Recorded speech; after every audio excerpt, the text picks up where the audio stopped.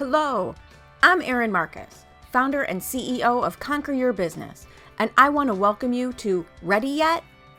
If all you needed was a step-by-step plan of what to do, you could buy a book on how to succeed and you would be all set.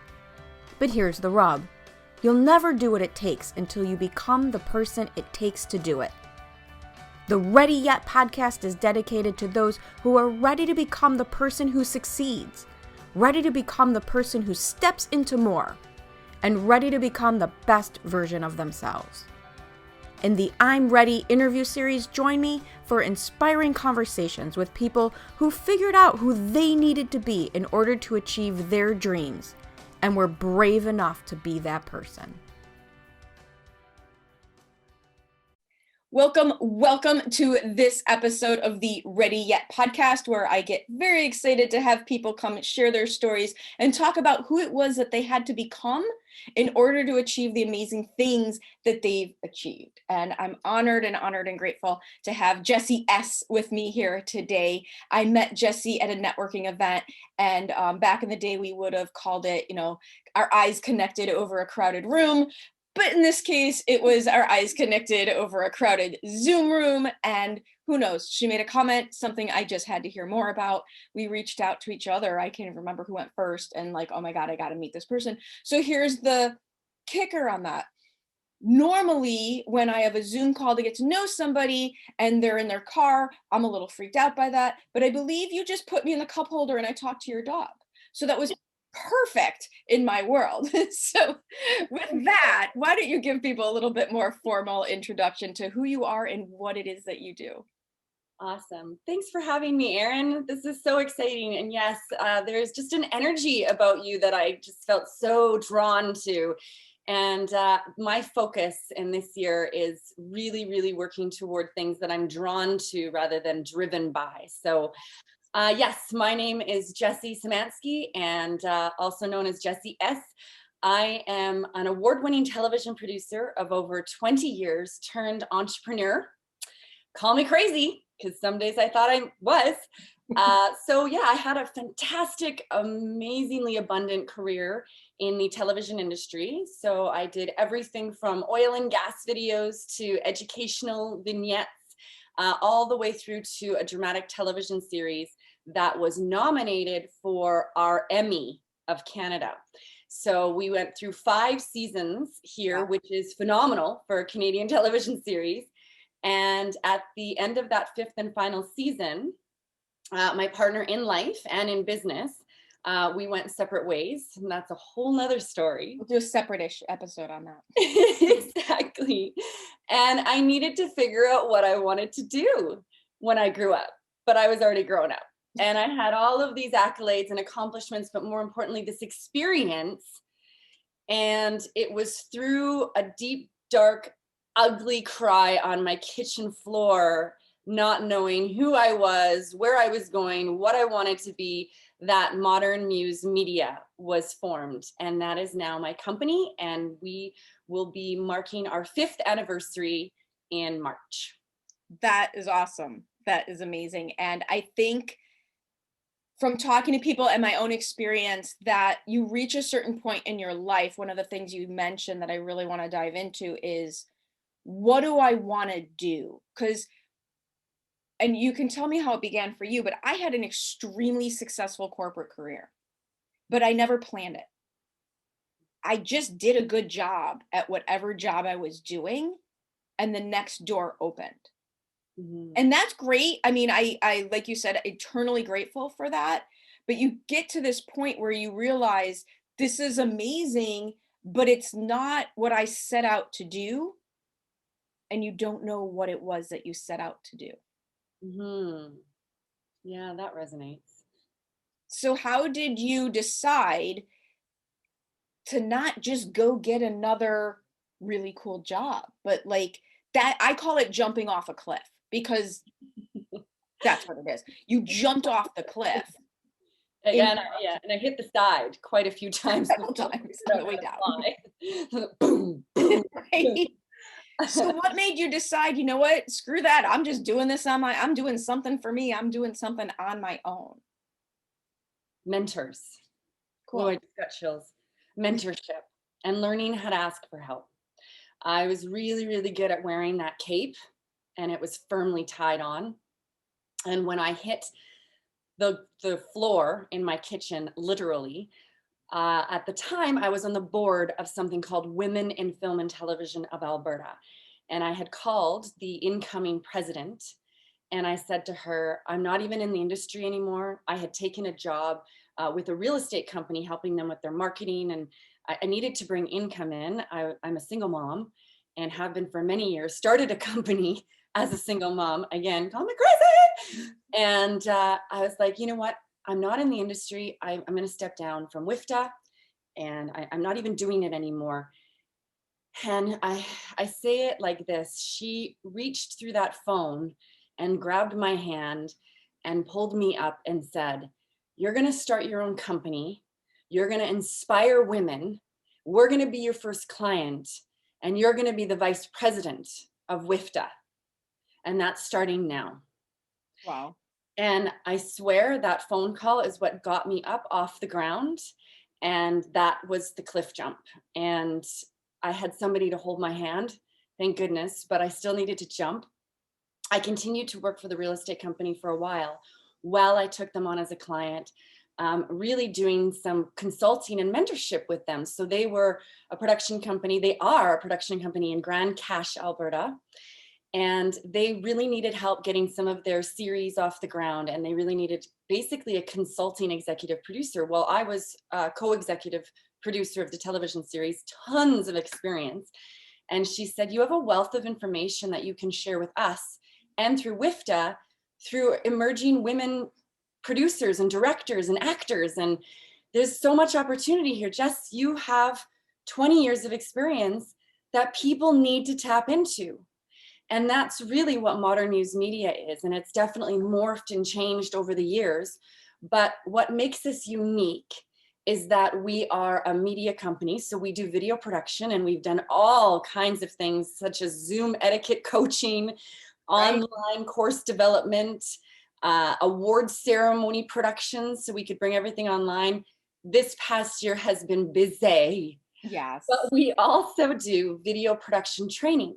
So what ended up developing in that time with another mentor, who was actually male, Dan Kern, he had come in and tried to start this concept years before, but it was a bit too early, where we teach people how to fish.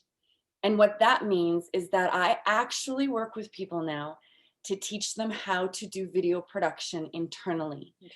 So shooting, editing, adding music, adding graphics, being comfortable on camera, you name it, we teach it. And we have workshops and training programs and all those kinds of things. So one of the things you said that I think will really resonate with a lot of listeners, because this is who a lot of my ideal audience and clients are, you got into this entrepreneurship and you had this amazing skill, subject matter expertise, right? But the subject matter expertise wasn't being a business owner. So, right? I mean, those are two separate things. And this is, people make themselves feel so bad when they're subject matter expert and they're great at what they do, but they think that that also means they know how to grow a business. And those are two different things. So what if you had, so here you are 5 years later, clearly, by the way, you said that, I commend you, so smoothly, so value-based language, so all my buzzwords. You've got it together. How did you figure that piece out? How did you okay, somebody helped you or pushed you off. We'll just blame her for the whole thing. Someone pushed you off the cliff, right? Hey, it is what it is. Yeah. It doesn't mean we don't appreciate the push. But how did you balance that? How did you come to the realization for the other half of what you needed to figure out? Okay, so remember that cliff? This is one of those hitting the sides things. over and like multiple concussions. When I took flight periodically, it was the expertise part. I know what I'm doing. I know how to teach it. I know how to do it well. I I could do it in my sleep. I think I do. Right, probably dream about it. Since I was 10 years old with my grandma and grandpa's big VHS camcorder, I could barely hold. But running a business was something totally different. And when I say that I must have been crazy, it's because I had no idea what I was getting into. And I almost lost it on a few occasions. And I actually needed to, because I was so attached to it. Sure. And now I see myself separate from my business. I actually talk to my business, but it was a really, really bumpy ride, because frankly, I don't have a degree in business or a master's in business, or had handled accounts, payables and receivables and bookkeeping, and done a business plan or been able to handle the finances. And I almost lost everything about 2.5 years in to severe burnout, which left me hospitalized with pneumonia. Oh my gosh. And I ended up actually having to go to my dad for help, which was extremely humbling, because I had never really asked my father of anything other than maybe lunch money if I could muster up the courage here and there. It was my mom who I kind of had more of that relationship with. But again, it was really the knowing when to ask for help, and making a lot of mistakes along the way prior to that. So I did accumulate quite a bit of debt, which I know now is definitely an investment into starting a business. I didn't have capital as a single mom starting a business. And so when I took that leap, I was really taking it, and I was putting things down on credit cards and buying equipment and bringing on team members and exceeding what my abilities or capacity was without really even knowing it before it really caught up to me. And I was maxed, and I was like, oh my gosh, how did that even happen? How did I get here? So here's a question for you then. Why didn't you quit? When you say that word, my stomach actually flips, because it's just actually not in my vocabulary. It's grit. Yep. I'll never forget, there was a moment, there were two moments that I actually want to share with you. And typically I hear from a lot of now fellowpreneurs who I now have a lot of friends. Right. So that friend circle. Because the rest of the world thinks we're nuts. So yes. Yes. But your family can often be some of the people that actually tell you to quit. And it's out of concern, it's out of love. I get that. Yeah. But I'll never forget, I was in a swimming pool with my sister, and we had taken our kids to the pool, and I was on one of those flutter boards because my body was just disintegrating. Like I had no strength, and I was sitting on the flutter board, and I was just sobbing in front of her. I was sobbing, and I was like, I'm so stressed out. And I let go of the flutter board, and I just sank under the water. I just let go of it. Right. And then I came back up, and she said, why don't you just get a job? You're so qualified. You're worth it. And I said, because this is my passion, because that's not in me. And the concern was, you're going to make yourself sick. So that part I definitely needed to deal with. The other time where I was asked the same thing was from my father, when I did need to ask him for help. And it was all around the same time, right? Like I was just continuing to get more and more ill. And I don't know if anybody's experienced burnout, but I have on a couple of occasions where your bones actually feel empty. Like you feel like you were literally a shell, like your skin is hollow. You have absolutely nothing left to give. And so when I came out of the hospital and my dad had helped me out, I was able to continue at least for a few more weeks, hoping that I was going to get another client or another gig, and that one day I would be able to pay him back. And he said to me, and my dad has only been emotional a few times in his life in front of me. One was when he fell off the ladder on our acreage, pruning the apple tree, and punctured his lungs and almost died. The other was when my mom died in our arms. And this was the third time. And he was very emotional with me. And he said, Jess, where's the line? Because I don't think there is one. And I need to know if I'm going to need to draw that line for you, because I can't lose another one. And I said, you're right. I don't think there is one. Because there really isn't. I hope you're enjoying this conversation about what can happen when you are ready to step into being the person you need to be for success. If you're looking for some inspiration, motivation, and some actual things you can do to help you become the person it takes, you are going to want to join an amazing group of entrepreneurs at the Ready to Conquer virtual event on May 6th through 8th. In just 3 days, we're going to dive deep into how to command your own plan so you can dictate your own outcome, how to work on your business and not stay stuck working in your business, and seriously build the business you dreamed of when you first decided to become an entrepreneur. Just go to conqueryourbusiness.com/ready to conquer and grab your ticket now. There isn't. So what did you do? Because there's several tipping points in a successful entrepreneurial journey. There's probably several tipping points in an unsuccessful entrepreneurial journey, but there's tipping points that you're describing that if you don't figure out how to work on the business instead of in the business, how to do these different things, you hit capacity and burn out. So knowing that you were so far down that rabbit hole, how did you cross your tipping point? What change did you make and how did you do that? Because I think there's a lot of people who hit like a 6-figure mark and they just know there's something more, but they can't get past exactly what you're describing.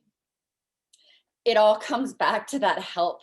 It all comes back to that mentorship piece, because we often can't see things clearly when we're in it. And we're not meant to. I mean, if you look at the way we lived in communities and villages, there were elders, there were guides, there were people that we leaned on that weren't always our partner, our poor partners.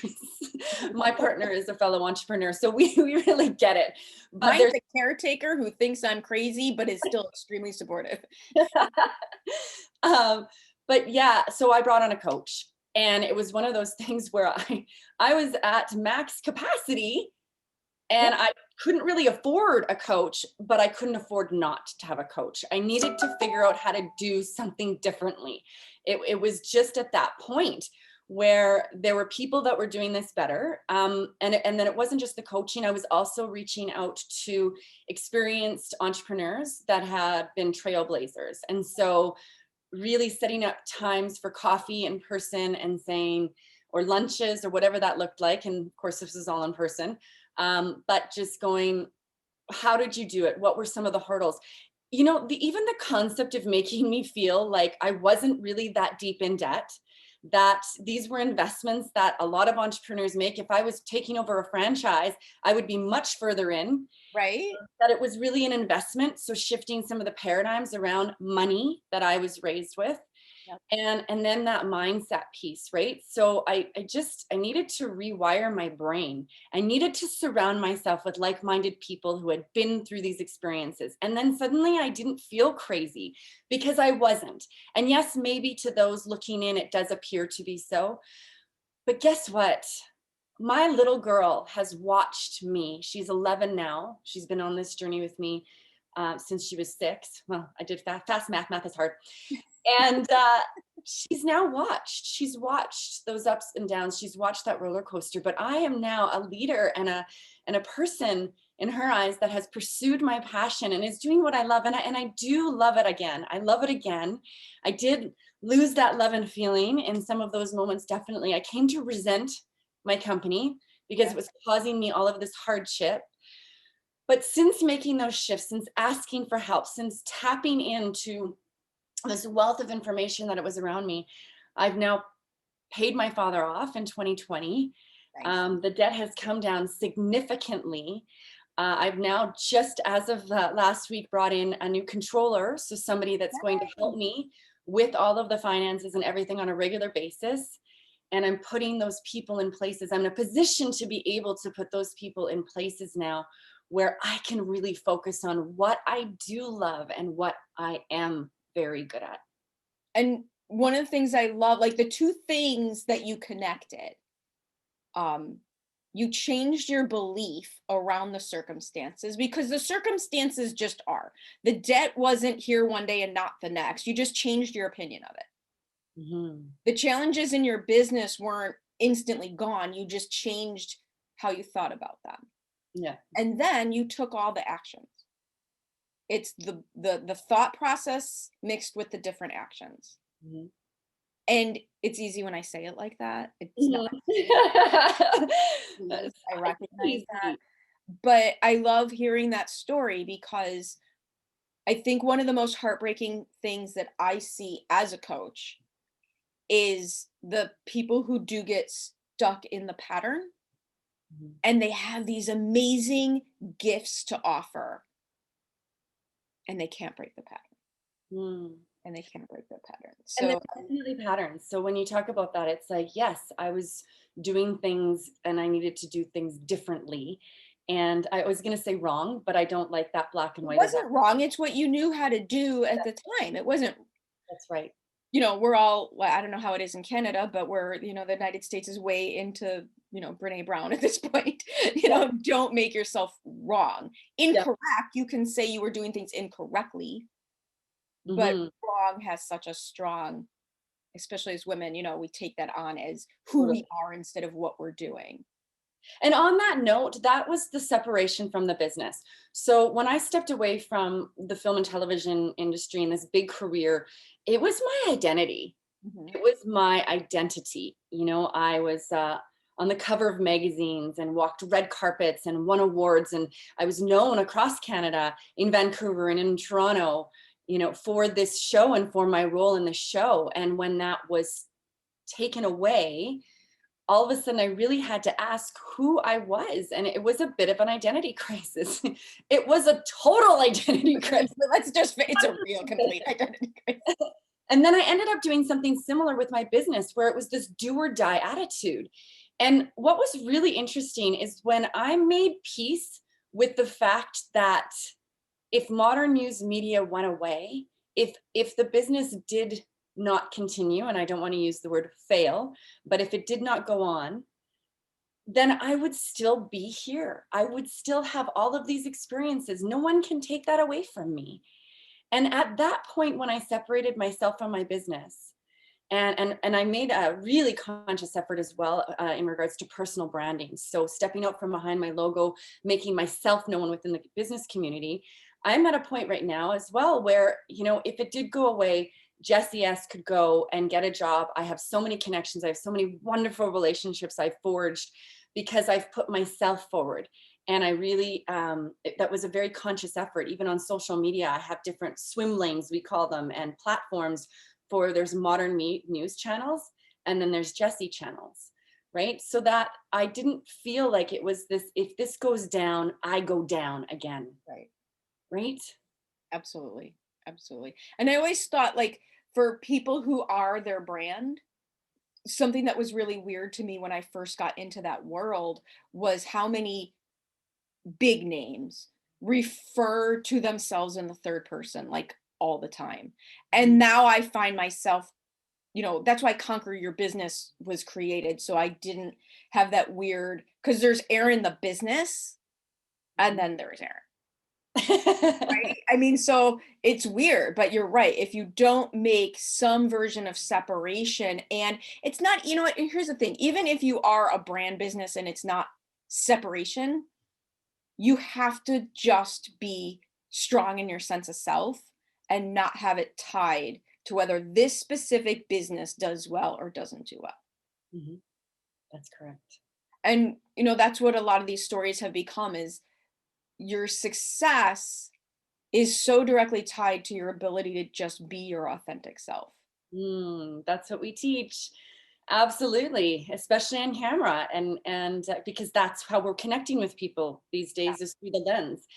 And we talk about it all the time because there's this desire for people to be perfect and this perfection, and it doesn't exist. It doesn't exist in nature. You look at anything, and it doesn't exist in our journeys. And so we always, or sorry, rather often talk about this. it's not the technical aspect into getting video that's often standing in people's ways. The biggest hurdle is themselves. Right. It's just not talking. Yes. So I'll share this story with you because you'll get it. When this whole world shut down, my first presentation via Zoom was horrendous. I sucked. It was terrible because I wasn't yet able to do on video what I can do on stage, which was just being myself. I was just, it was terrible. Because can you imagine me sitting still? Like, it just doesn't happen. Yeah. But you don't have to, right? We're both hand talkers. Right. I mean, that's why I'm standing, because if I was sitting, I'd be shuffling around and sliding out of my chair. So I just stand up now, solve that problem. How easy could this be? Stand up. It's really not that hard. So here's the thing. You have been so open and so amazing, and that doesn't even get to so talented. So if people want to continue this conversation with you, whether it's to explore the personal, explore collaboration, or learn what you can teach them, hint, hint, how would they connect with you? You know what? The best way is through our website or an email. And so the email that you're going to want to tap into is MMM. So think, So MMM at modernmusemedia.ca.